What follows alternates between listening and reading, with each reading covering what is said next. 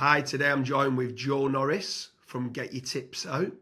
And today's episode of the UK Sports Betting Tips podcast is surrounding football bets and what type of football bets that you provide daily football tips for, and what football bets are you specifically placing usually.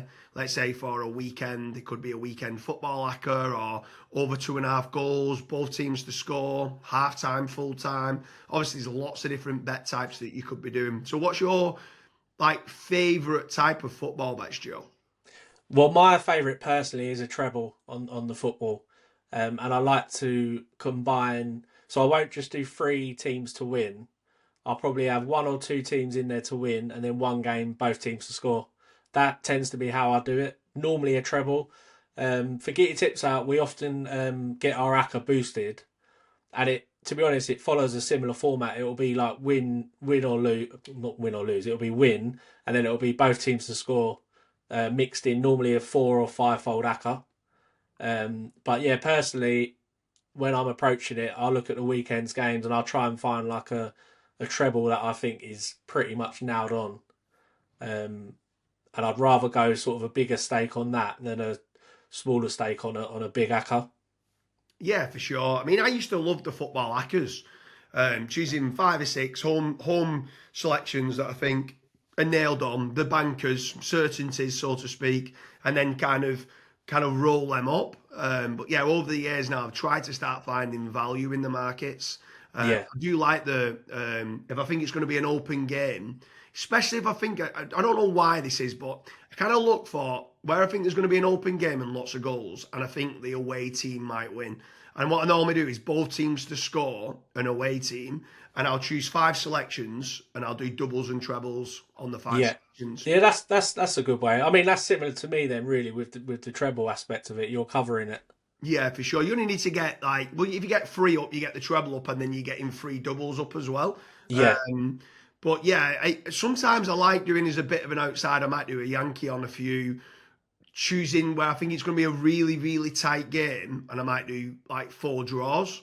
yeah, Just because sometimes at 5-2, you're looking at the how many draws there are over a season, and then you're looking at it going, yeah, there is normally every 2.5 games. If you're doing it, every 5 games is normally 2 draws, yeah, right? On average, the way it is. But when you start discarding when top are playing bottom of the league, and then you start looking at it, normally it's one every 3 games is a draw, which then mm, means at 5-2 there's slight value. So where the teams are playing against each other that you think is going to be close, I do think there is some kind of mileage. The only thing is yeah. a lot of punters hate backing a draw because it's not people It's a like cop out sort of thing. yeah, Yeah, people like doing the outcome of these are going to win the game and stuff like yeah, that. So yeah, for that reason, it can be a bit of a boring bet. Uh, yeah. but sometimes I No, do. I can definitely see your angle in with it. I mean, something else to mention as well is if I'm watching a game, so if it's like a Super Sunday, I love having in play booking bets. Yeah, So I was watching Chelsea Arsenal the other day. Someone got booked after 15 minutes, so you just know it's going to be a floodgate of cards when there's an early booking in a feisty game like that. And I ended up I did an in play double, Cucurella and Caicedo, yeah, and it came in the first half, and right. it's like, but the booking bets, they're not easy to land, but I feel like you have to do them in play. You have to see the gist of the game, what the ref's doing, like, because I've learnt from my mistakes with it. Like years ago, I would try and pinpoint games where I thought there was going to be bookings and put them on before the game. The game would start. You know, within 10 minutes that you've done your money. Yeah, So I think the absolute key is watching like the first 5-10 minutes and seeing what type of game it's going to be, seeing what the ref's doing, because there's definitely value to be had when it's a game where it's like you watch first 10 minutes, it's just a free for all. There's challenges flying in. There's the pace of the game's high. That's when you sort of can really have a go at it and get rewarded. it's really interesting you say that because I do exactly the same thing with in play bookings, and I always wait until the first card has been given. Yeah, Yeah.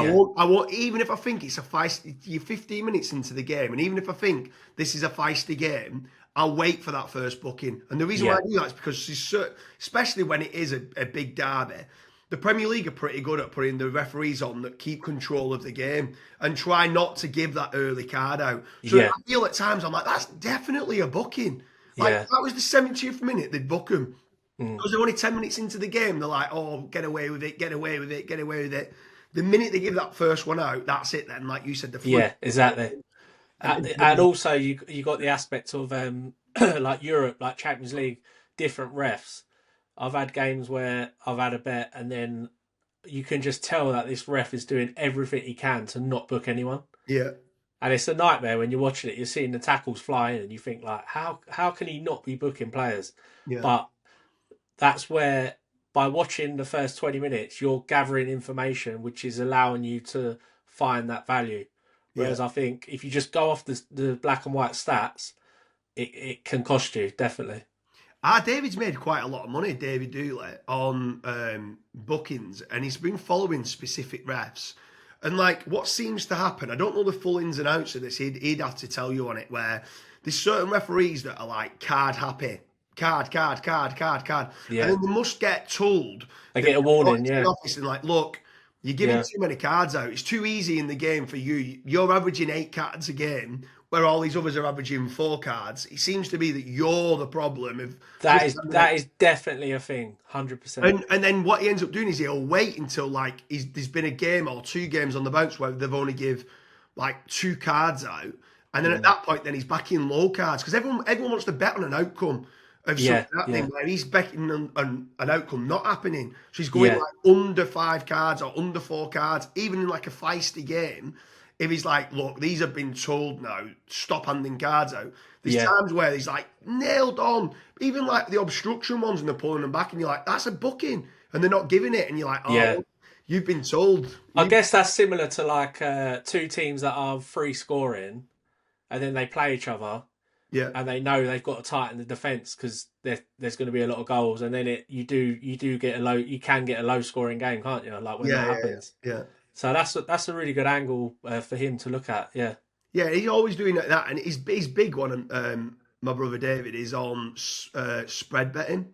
So what he'll do as well is, especially in some midweek games, if there's a Champions League game on, or even at a weekend. So let's say it's Champions League on midweek. Champions League Premier League comes in on a Saturday, and they've rested 2 or 3 players, and the players that have come in have got a shirt number with 40 on the back, and they're playing up yeah. front.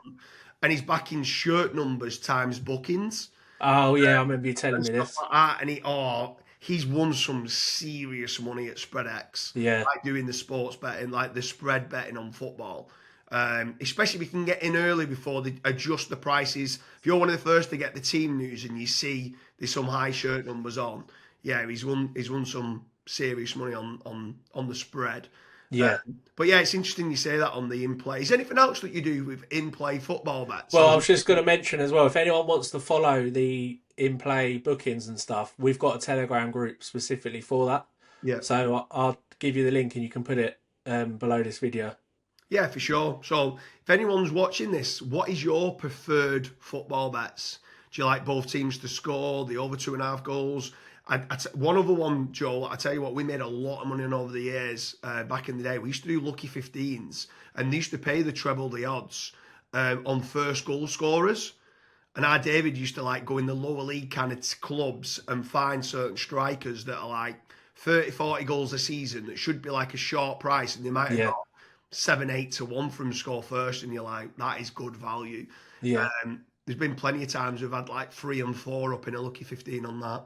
But anyone who's watching this, what's your preferred football bet? Is it just flat out home team to win, away the lads? Like what is it? Leave a comment in the comment section. If you like more videos like this, make sure you subscribe to UK Sports Betting Tips podcast. It's been good having you, Joe.